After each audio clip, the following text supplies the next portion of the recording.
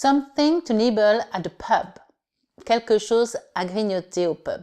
Bonjour, je suis Florence Aïvigan, créatrice du site monanglais.fr et de la formation Penser en anglais pour le parler facilement en 30 jours. Pour découvrir le site et la formation, cliquez sur les liens correspondants dans la description de cette vidéo. Alors aujourd'hui, nous sommes toujours dans le bar, dans le pub, et nous allons demander quelque chose à grignoter, style apéro à manger, hein, le cacahuète et des choses comme ça. Alors, on va demander s'il y a quelque chose à grignoter, justement. Et vous pouvez, c'est un verbe que j'adore dire, je ne sais pas pourquoi, j'aime bien le dire. C'est to nibble, nibble, N-I-B-B-L-E, to nibble, quelque chose à grignoter. To nibble, ça veut dire prendre des petites bouchées, d'accord? Prendre des petites bouchées comme ça. Alors, on va dire au barman ou à la barmaid, do you have something to nibble? Do you have something to nibble? Donc, répétez, do you have something to nibble? Do you have something to nibble? Ok.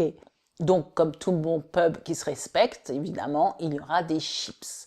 Et alors, chips, en anglais, ça se dit crisps. Crisps. Alors, le P de crisps est entouré de S.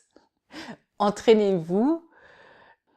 Il faut vraiment prononcer tous les S qu'il y a. D'accord? Crisps. Je ris parce que c'est la prononciation qui me fait rire.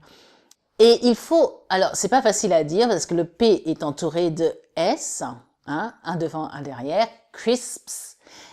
Et bon, dans ce contexte, même si vous le prononcez mal, je suppose qu'ils vont comprendre. Mais si vous oubliez le S d'après, c'est-à-dire si vous dites crisp, alors ça veut dire craquant. Quelque chose de craquant, c'est un adjectif, c'est pas un nom, c'est quelque chose de craquant, comme un plat qui craque quoi, crisp, qui est crispy, d'accord? Donc il faut vraiment dire les deux S, crisps, crisps, et ça fait vraiment pratiquement comme deux syllabes en fait, crisps. Crisp. Ça, crisps, c'est la version britannique. Aux États-Unis, ça se dit chips, comme ici. Donc, c'est mieux, c'est sûr, c'est plus facile. Et aussi potato chips, ou potato chips. Ça dépend d'où est-ce que vous venez. Potato chips. Potato chips, potato, potato, tomato, tomato, comme vous voulez. L'un ou l'autre, c'est pareil. Potato chips. D'accord? Pour ce qui est des cacahuètes, par exemple, ça se dit salted nuts. Nuts, N-U-T-S, nuts.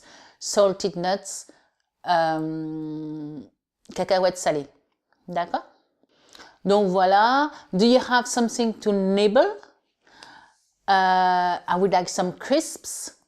Ah oui, aussi si vous demandez des chips en Angleterre, flavor, c'est saveur. C'est incroyable le nombre de saveurs qu'il y a. Flavors, salt and vinegar, c'est la plus commune. Salt and vinegar crisps. Can I have some salt and vinegar crisps, please?